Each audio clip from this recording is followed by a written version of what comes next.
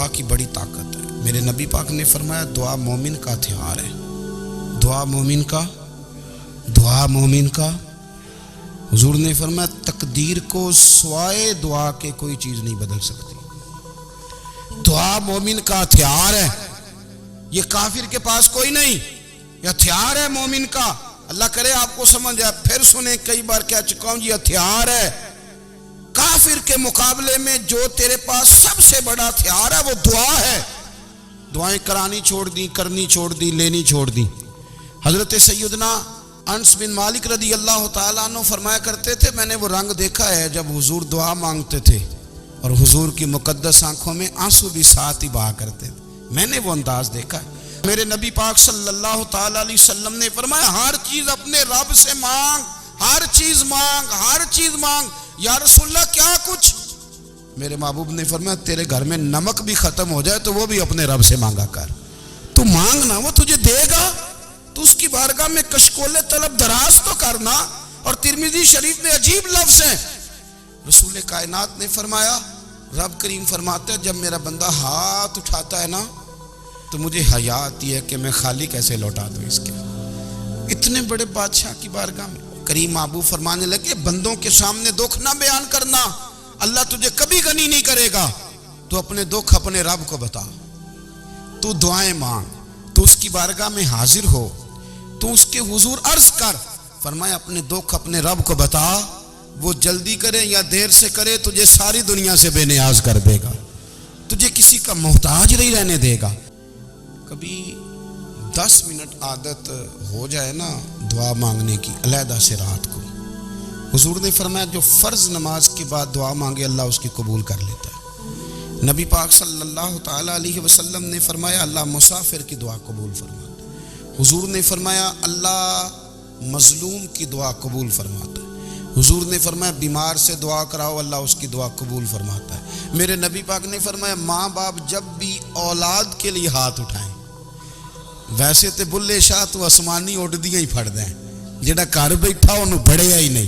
حضور فرمانے لگے ماں باپ جب بھی اولاد کے لیے دعا فرمائیں اللہ ان کی دعا کو قبول کرتا ہے. آپ اپنا تعلق بنائیں دعا کے ساتھ، عبادت کے ساتھ، مصلی کے ساتھ رشتہ بنائیں، استغفار پڑھیں. او میری ملت کے جوانوں، مزہ نہیں آ جاتا جب ساری دنیا سوئی ہو، ساری دنیا، اور بستر بھی گرم ہو اور نیند بھی پورا غلبہ کر رہی ہو، اور اچانک گھنٹی بجے دماغ میں، آنکھ کھلے، گھڑی پہ نظر پڑے 3:30 4 بجے کا پیغام گھڑی بتائے، اور کوئی چڑھتی جوانی والا اٹھ کے وضو کرے، اور جب وہ مصلی کھول کے بچھائے تو مدینے والے محبوب کہتے ہیں کہ ہر نماز پہ رب ثواب دیتا ہے، اور جو اٹھ کے تہجد کی نماز پڑھے اسے دیکھ کے تو رب مسکراتا ہے. جو اس کی شان کے لائق ہے، جو اس کی شان کے لائق، وہ مسکراتا ہے، خوش ہوتا ہے کہ میرا بندہ تہجد میں اٹھ گیا، وہ مسکراتا ہے. کاش ہماری صبحیں کبھی اپنے مالک کے نام ہو جائیں. یہ نبی کریم نے وعدہ کیا ہے کہ تو سورت واقعہ پڑھ تیرے گھر میں فاقہ نہیں آئے گا. حضرت عبداللہ ابن مسعود رضی اللہ تعالیٰ عنہ بیمار تھے تو حضرت عثمان غنی رضی اللہ تعالیٰ عنہ تیمارداری کے لیے تشریف لے گئے اور جا کر کے کہا کہ آپ بڑے بیمار ہیں، آپ کی بیٹیاں زیادہ ہیں، میں چاہتا ہوں کہ خزانے میں سے کچھ مدد کروں. تو سیدنا عبداللہ ابن مسعود رضی اللہ تعالیٰ عنہ اٹھ کے بیٹھ گئے اور کہنے لگے امیر المومنین اللہ آپ کو میری طرف سے، میری بیٹیوں کی طرف سے بہتر صلہ دے. میری بیٹیوں کو کسی خزانے کی ضرورت نہیں، میں نے انہیں خزانہ دے دیا ہے. کہا جناب آپ نے کون سا خزانہ دیا ہے، میں آپ کے مالی معاملات کو جانتا ہوں. تو فرمانے لگے امیر المومنین میرے نبی کریم نے فرمایا ہے جو سورت واقعہ پڑھے اسے کبھی فاقہ نہیں آتا، میں نے بیٹیوں کو یاد کرا دی ہے، یہ خزانہ میں نے انہیں دے دیا ہے. وہ سارے والدین سنیں جو بیٹیوں کے لیے پریشان رہتے ہیں. حضرت عبداللہ ابن مسعود نصیحت کر رہے ہیں، فرمانے لگے میں نے سورت واقعہ یاد بھی کرا دی ہے، پڑھنے کی عادت بھی ڈال دی ہے. حضور نے فرمایا ہے جو سورت واقعہ پڑھے اسے فاقہ نہیں آتا. کہنے لگے چاند تو اپنی جگہ چھوڑ سکتا ہے، سورج گر سکتا ہے، تارے ٹوٹ سکتے ہیں، پر مدینے والے رسول کی بات غلط نہیں ہو سکتی. حضور نے فرمایا فاقہ نہیں آئے گا تو انشاءاللہ کبھی بھی نہیں آئے گا. ایک بزرگ فرماتے ہیں میں نے دعا مانگنے کا طریقہ اپنی بیوی سے سیکھا. دعا مانگنے کا طریقہ اپنی سیکھنے والے تو اپنے بچوں سے بھی سیکھ لیتے ہیں، سیکھنے والے تو ہر ایک سے سیکھتے ہیں۔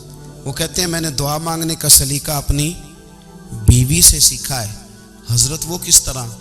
فرمانے لگے میری بیوی نے نا مجھے کوئی کام بتایا، کچھ پیسوں کی ضرورت کے لیے کہا، تو میں نے اسے کہا کہ بھئی ابھی میرے پاس نہیں ہے، کچھ دنوں میں آتے ہیں تو میں دے دوں گا۔ عورتوں کی عادت ہوتی ہے، وہ بار بار یاد کراتی ہیں۔ 2-4 دنوں کے بعد پھر اس نے کہا حضرت وہ میں نے کہا تھا کچھ پیسے، میں نے اسے کہا کہ ابھی میرے پاس نہیں ہے، کچھ دنوں میں ملتے ہیں تو میں تمہیں دے دوں گا۔ اس نے کچھ دنوں کے بعد پھر کہا حضور وہ میں نے کچھ پیسے کہے تھے۔ فرماتے میں نے ڈانٹ دیا، میں نے کہا کہ کیا تو روز مجھے شرمندہ کرتی ہے، کہا نا میرے پاس نہیں ہے، ہوں گے تو دے دوں گا، تو روز یاد کراتی ہے۔ فرماتے ہیں اس نے پہلے تو میری ڈانٹ کو سہا، پھر میرے سخت جملوں نے اس کی آنکھوں میں آنسو پیدا کر دیے، پھر اس نے اپنے آنچل میں اپنے اس دکھ کو سمیٹا، اور پھر اس نے ایک جملہ کہا تو میں رو پڑا، اور مجھے اپنے رب سے مانگنے کا طریقہ آ گیا۔ مجھے کہنے لگی حضرت جی آپ نے ڈانٹ دیا، میں نے سہ لیا، پر آپ ہی میرے شوہر ہیں، بتائیں نا آپ سے نہ کہوں تو میں کس سے جا کے کہوں۔ فرماتے ہیں میں رو پڑا، اور میں کھل کے رویا، اور میں تڑپ کے رویا، اور پھر میری سسکیاں بند گئیں۔ تو مجھے کہنے لگی آپ کو کیا ہوا؟ میں نے کہا مجھے بھی دعا مانگنی آ گئی ہے۔ جب میں اسے کہوں گا نا اللہ تو ہی میرا رب ہے، میں تجھ سے نہ کہوں تو میں کس سے جا کے کہوں؟ میں کیوں کسی بندے سے سوال کروں؟ میں کیوں کسی دنیا دار سے کہوں؟ میں تیرے بندوں کا، نیک بندوں کا وسیلہ لے کے، تیرے محبوب کی غلامی لے کے تیری بارگاہ میں آیا، تجھ سے نہ مانگوں تو کس سے مانگوں؟ سمجھ آ گئی ہے جب میں اس رنگ میں مانگوں گا تو پھر رب میرے اوپر بڑا ہی فضل فرمائے گا، وہ میرے اوپر بڑی رحمت کرے گا، وہ میرے لیے آسانیاں کرے۔ عزیز دوستو ہم اس طرح کرنے لگ گئے ہیں کہ ہم نے نا اپنے تعلقات پر اعتماد کرنا شروع کر دیا ہے۔ میرے تعلقات بہت ہیں، ہم نے اپنی دولت پر اعتماد کرنا شروع کر دیا ہے، میرے پاس دولت بہت ہے۔ ہم نے اپنے علم پر، اپنی شہرت پر اعتماد کرنا شروع کر دیا ہے کہ میرے پاس فلاں چیز بہت ہے۔ یاد رکھنا جب بے نیاز اپنی صفت بے نیازی دکھاتا ہے تو بڑی بڑی دولتوں والے مجبور نظر آتے ہیں۔ بھائیو جب انسان کا رشتہ اپنے مالک کے ساتھ ہوتا ہے پھر تو غم بھی کچھ نہیں کہتے، پریشانیاں بھی کچھ نہیں کہتی، پھر تو زندگی صبر والی، پھر تو زندگی توکل والی، پھر تو زندگی بھروسے والی، پھر انسان اپنے آپ کو رسوا نہیں کرتا۔ دنیا داروں سے امیدیں اس کی ختم ہو جاتی، امیدیں اللہ رسول سے لگا لیتا ہے، مضبوط ہو جاتا ہے، مضبوط، طاقتور ہو جاتا ہے، خوددار ہو جاتا ہے، باوقار باعزت ہو جاتا ہے۔ حضرت بہلول دانا رحمت اللہ علیہ بیٹھے تھے تو ہارون رشید حج کر کے آ رہا تھا، تو رستے میں حضرت شیخ سے ملاقات ہو گئی، تو السلام علیکم کے بعد کہنے لگا حضور کوئی حکم ہو تو بتائیے گا۔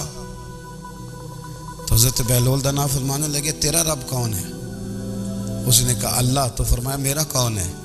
کہا اللہ۔ فرمانے لگے تو بڑا ہی بیوقوف ہے، کیا تو یہ سمجھتا ہے کہ رب ہارون رشید کو تو دے گا اور بہلول دانا کو بھول جائے گا؟ تیرا بھی وہی رب ہے، میرا بھی وہی رب ہے۔ اس نے اگر تجھے دے کے آزمایا ہے تو ہو سکتا ہے مجھے نہ دے کے آزما رہا ہو۔ جب اس کی حکمت کے تقاضے ہوں گے تو عطا کرے گا اور دے گا، تو جا اپنا کام کر۔ بھائی اپنی روحانی زندگی، اپنی عبادات، اپنے وظائف، اپنے روزمرہ کے معاملات، اپنی دعائیں، اپنا استغفار، دیکھو کوئی مشکل کام تو نہیں، 2 رکوع ہیں سورہ واقعہ کے اگر رات کو پڑھ لی جائے تو۔ میں کس طرح یہ بات بیان کروں کہ تعویذ بانٹنا آسان ہے اور وظیفہ بتانا مشکل ہے۔ سارا دن تعویذ بانٹیں تو لوگ لینے کو تیار ہیں، اور اگر آپ وظیفہ بتائیں تو کہتے ہیں تو مشکل کام ہے۔ او خدا کے بندے، اگر آپ کا تعلق قرآن پاک کے ساتھ مضبوط ہو، قرآن پاک کے ساتھ اگر آپ کا رشتہ ہو، لوگ سفارشیں ڈھونڈتے ہیں نا دنیا میں، کوئی تعلق مل جائے تو میرا کام ہو جائے۔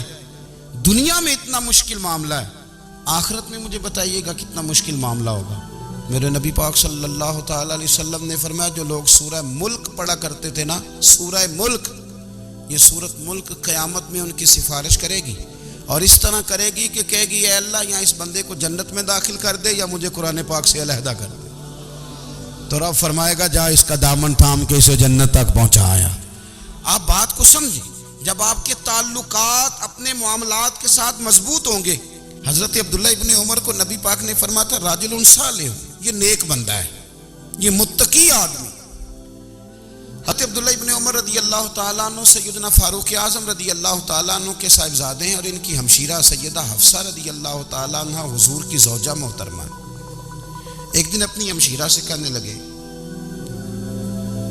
کہ نبی کریم صلی اللہ تعالیٰ علیہ وسلم گھر میں آئے نا، اور اگر حضور غم امت میں پریشان نہ ہوں، طبیعت کو حشاش بشاش دیکھو، تو ذرا پوچھنا تو صحیح حضور کا میرے بارے میں کیا خیال ہے، پوچھنا تو صحیح کہ کریم کی بارگاہ میں میرا کیا مقام ہے، میرے بارے میں حضور کیا فرماتے ہیں.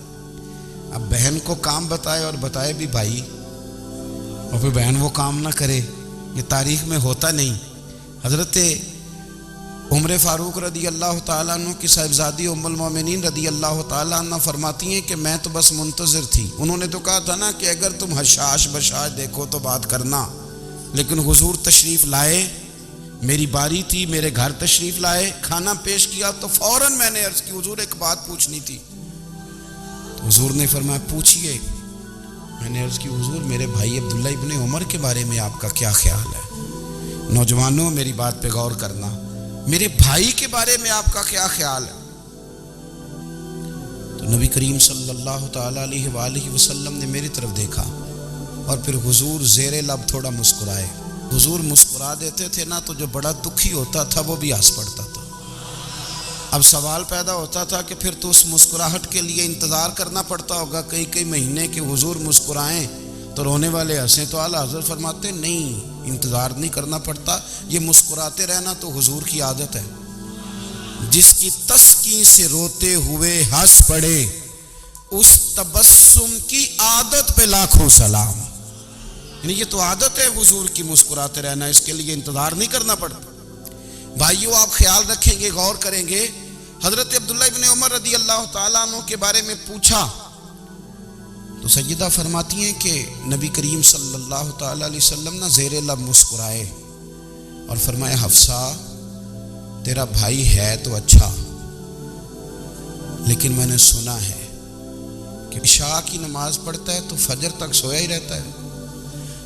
او نوجوانوں، 10 بجے تک سونے کی بات نہیں ہوئی، 9 بجے تک سونے کی بات نہیں ہوئی، 11 بجے اٹھنے کی بات نہیں. حضور فرمانے لگے میں نے سنا ہے کہ عشاء کی نماز پڑھ کے سو جاتا ہے اور فجر تک سویا ہی رہتا ہے. اسے چاہیے کہ تہجد کے وقت اٹھا کرے، اللہ کی بارگاہ میں حاضر ہوا کرے، آہوزاری کرے، سجدے کرے، عبادت کرے. اٹھتا ہے اور فجر میں جا کے اٹھتا ہے. حضرت جناب حفصہ رضی اللہ تعالیٰ عنہ کہتی ہے میں نے جناب عبداللہ ابن عمر کو پیغام دیا اور میں نے کہا میرے جوان بھائی سن. نبی پاک نے فرمایا ہے تو اچھا پر تہجد میں نہیں اٹھتا، نفل نہیں پڑھتا. نبی کریم علیہ الصلوۃ والسلام نے فرمایا بندہ نفلوں کے ذریعے رب کے قریب جاتا ہے، اور اتنا قریب جاتا ہے کہ پھر اللہ اس کی زبان بن جاتا ہے، اللہ اس کی آنکھیں بن جاتا ہے، کان بن جاتا ہے، ہاتھ اور پیر بن جاتا ہے. تو یہ تو عبادت ہے، یہ تو اللہ کی بارگاہ کی حاضری ہے جو آپ کو اللہ کے قریب کرے گی. تو اپنے نماز کو اہمیت دے کے ادا کریں، نمازیں موبائل بند کر کے ادا کریں. دیکھیں نا کچھ لوگ کہتے ہیں مجھے ٹائم نہیں ملتا نماز کا، تو میں کہتا ہوں یہ آپ نے بڑی جرت کی بات کی ہے. مجھے کو میرا پیر بھائی کہہ دینا میرے پاس ٹائم نہیں آپ کو ملنے کا، تو میں کہتا ہوں آج کے بعد آنا ہی نہ. میں تو کیا سمجھتا ہے تو بہت بڑا آدمی ہے، تیرے پاس ٹائم نہیں ہے اور ہمیں ملنے کا ٹائم، موج کر.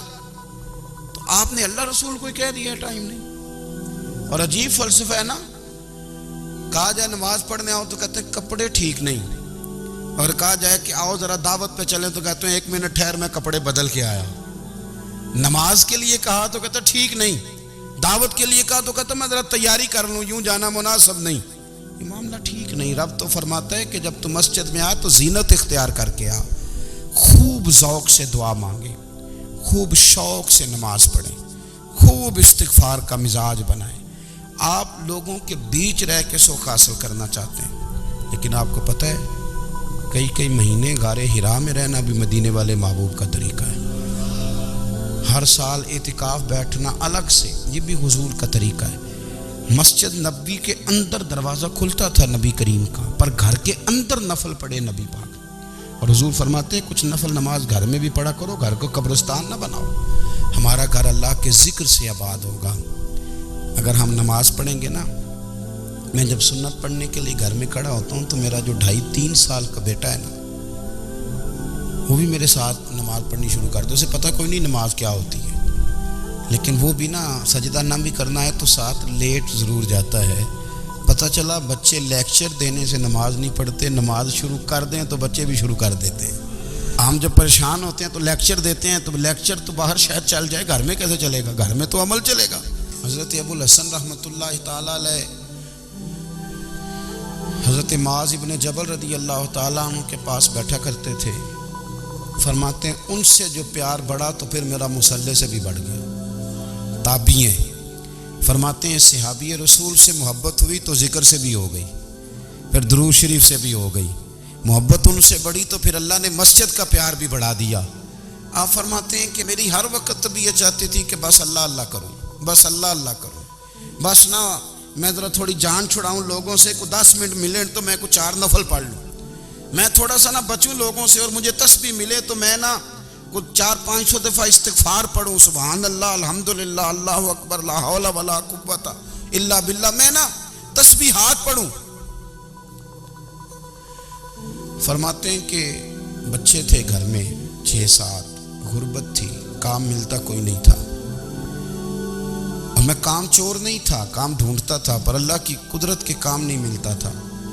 فرماتے ہیں کہ میں نے ایک دن اپنی اہلیہ سے کہا کہ آج میں پھر جاتا ہوں کام ڈھونڈنے. تو میری بیوی بڑی فرما بردار تھی، پر اس دن نہ غربت کے ہاتھوں تنگ آ کے کہنے لگی آج نانا کوئی تو چیز لے کے آیا.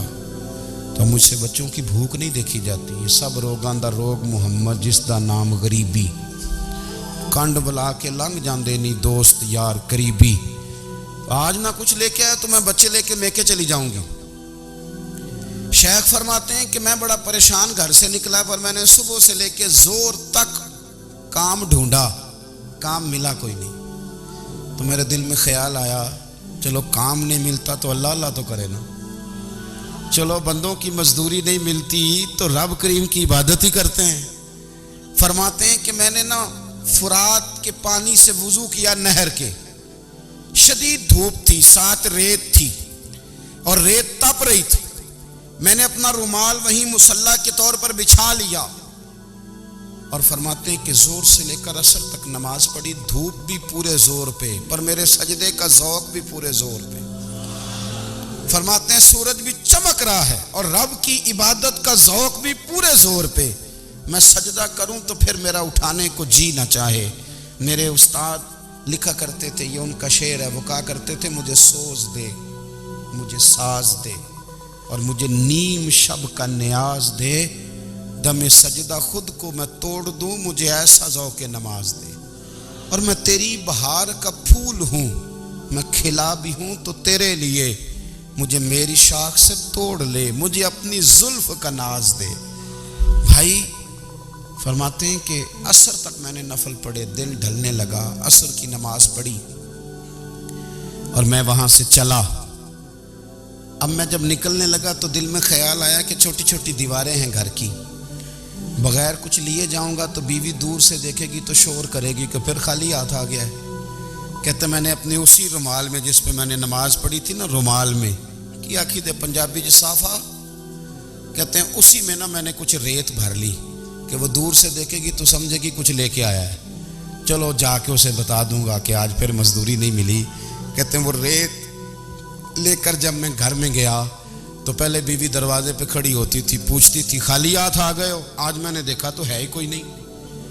فرماتے ہیں میں اندر داخل ہوا، سلام لیے، کونے میں میں نے وہ رومال رکھ دیا اور میں نے آواز دی کہ بھلی مانس کہاں ہو؟ تو وہ کہنے لگی آپ منہ ہاتھ دھو لیں، میں روٹی لے کے آئی.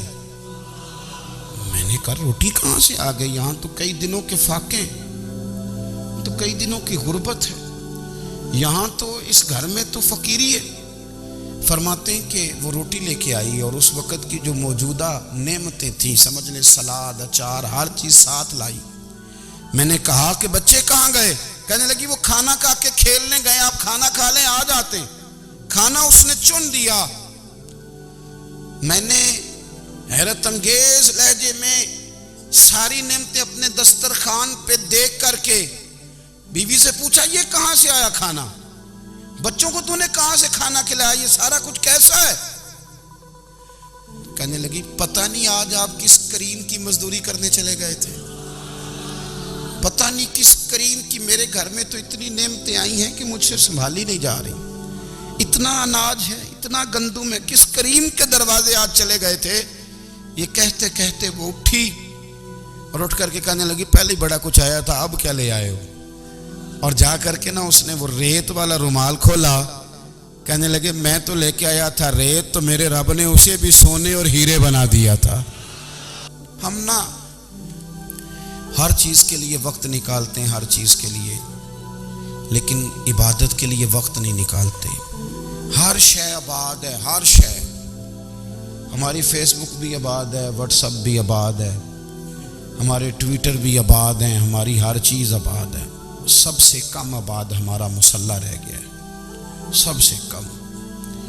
وہ لوگ اب ڈھونڈنے سے ملتے ہیں جن کی بغل میں مصلی ہوتا تھا. میرے بھائی آپ کتنا کو دنیا کے پیچھے بھاگو گے تھکا دے گی، کتنا دولت کے پیچھے بھاگو گے تھکا دے گی. آپ جب اپنی زندگی میں جمع تفریق کرو گے نا تو مرتے وقت احساس ہوگا کہ سارا کچھ تو لوگوں کے لیے کیا، اپنے لیے تو کر ہی کچھ نہیں سکے. اور ہم عبادت کے معاملے میں بہانے بازی بھی کرتے ہیں. ہم کہتے ہیں اوہو رزق کمانا بھی تو عبادت ہی ہے نا، میں حلال روزی کے لیے جا رہا ہوں، یہ بھی تو عبادت ہے نا. میری طرح کے لوگ کہہ دیتے ہیں کہ میں سویرے اٹھ کے مدرسے میں کچھ اسباق دیکھتا ہوں تو یہ بھی تو عبادت ہے. میں بیان کرنے کے لیے مطالعہ کرتا ہوں تو یہ بھی تو عبادت ہے نا. اتنے لمبے سفر کر کے ملک میں دنیا میں گھومتا ہوں تو یہ بھی تو میں عبادت ہی کر رہا ہوں. اب اسپیشل نفلوں کے لیے وقت کس نہ نکلے، اسپیشل کر کے تسبیح میں کیسے چلاؤں، میں سارا کچھ ہم بہانے بنا لیتے ہیں نا. میرا سوال یہ ہے کہ یہ ساری باتیں صحابہ کو، نبی کریم کو، دیگر لوگوں کو بھی تو پتہ تھی نا. لیکن آپ غور تو کریں، 23 سال حضور کو وقت ملا، مختصر وقت ظاہراً تبلیغ کرنے کے لیے. پوری دنیا میں دین بھی پھیلانا ہے. گھر میں 11 ازواج ہیں، 4 بیٹیاں ہیں، ان کی اولادیں، سارے کام کاج بھی دیکھنے. لیکن سیدہ طیبہ طاہرہ حضرت عائشہ صدیقہ رضی اللہ تعالیٰ عنہ فرماتی ہیں سارا دن تبلیغ کرتے، ہر غلام کے دکھ سنتے، گھر میں آتے تو اپنے گھر والوں کا خیال کرتے، کام میں ہمارا ہاتھ بٹاتے. قربان جاؤں، کہتی ہیں زمانہ سارا سو جاتا لیکن آمنہ کے لال مصلی بچھا لیتے. دنیا سو گئی، ساری سب سو گئے. جو خدام تھے، وہ جو غلام تھے، وہ سو گئے. صحیح مسلم میں لفظ ملیں گے، سیدہ پاک فرماتی ہیں او میرے نبی کے غلاموں، میں نے یہ رنگ بھی دیکھا ہے کہ حضور نے اتنا کھڑے رہے، اتنا قیام کیا، اتنا قیام کیا کہ مقدس پیروں میں ورم آ گئے، سوج گئے پیر. اتنے بڑے دل پہ ہاتھ رکھ کے نہیں بتا سکتا کہ میرے کبھی نماز میں پیر سوج گئے، کوئی نہیں بتا سکتا. بچوں کی روٹی کماتے تھک گئے بات الگ ہے، ہم سیر کرنے گئے تو تھک گئے بات الگ ہے. لیکن عبادت میں یہ بھی تو مسلم شریف ہے نا، یہ بھی تو دین ہے نا، یہ بھی تو حضور کی سنت ہے، یہ بھی تو وہ چیز ہے جو کریم کی آنکھوں کی ٹھنڈک ہے. سیدہ فرماتی ہیں پیروں میں ورم آ گئے اور ساری رات ہی حضور نے نماز پڑھی اور ایک ہی آیت بار بار دہرائی. مسجد نبوی میں بلال حبشی نے فجر کی اذان دے دی اور حضور ابھی مصلی پہ تھے. کریم فارغ ہوئے. میں نے عرض کی یا رسول اللہ صلی اللہ علیہ وسلم، آپ کے تو صدقے اللہ اگلے پچھلوں کے گناہ معاف کرے گا، تو آپ اتنی آہوزاری کیوں فرماتے ہیں؟ آپ تو شفیع ہیں، آپ تو انبیاء کے امام ہیں. تو حضور نے فرمایا عائشہ تم نے گنوایا ہے نا میرے اللہ کی مجھ پر کتنی رحمت ہے. افلا اکون عبدا شکورا، فرمایا اگر اس نے اتنی نعمتیں دی ہیں تو کیا میں اس کا شکر گزار بندہ نہ بنوں؟ میں شکر گزار بندہ نہ بنوں اس کا؟ پھر اگر اتنی نعمتیں اس نے دی ہیں، مجھے اتنا نوازا ہے، تو پھر میں اس کے سامنے سجدے نہ کروں؟ او میرے بھائی، بڑے قابل فخر لوگ ہیں ہم کہ ہم نبی پاک کے غلام ہیں. ہم قابل فخر ہیں کہ نبی کریم کے غلام ہیں. کیا کبھی اس غلامی کے شکرانے میں بھی 2 نفل پڑھے کہ یا اللہ تیرا شکر ہے تو نے ہمیں حضور کا غلام بنایا ہے؟ یاد رکھیں کہ اپنی روحانی زندگی کو آباد کریں، استغفار پڑھیں، تسبیحات کریں. تو میرے عزیز، آج کے اس روحانی اجتماع میں ہمارے دوستوں نے جو محنت کی، ہم نے بار بار اپنی نیت سے پوچھا خدا ہمیں معاف کرے اگر کوئی ذاتی شہرت ہے، کوئی ہمارے ذاتی مفادات ہیں، رب ہمیں ہدایت دے. ہماری یہ خواہش تھی کہ روحانی اجتماع ہمیں تھوڑا سا اللہ اور اس کے رسول کے جانب مائل کرے، کچھ ہمارا رشتہ مصلی کے ساتھ مضبوط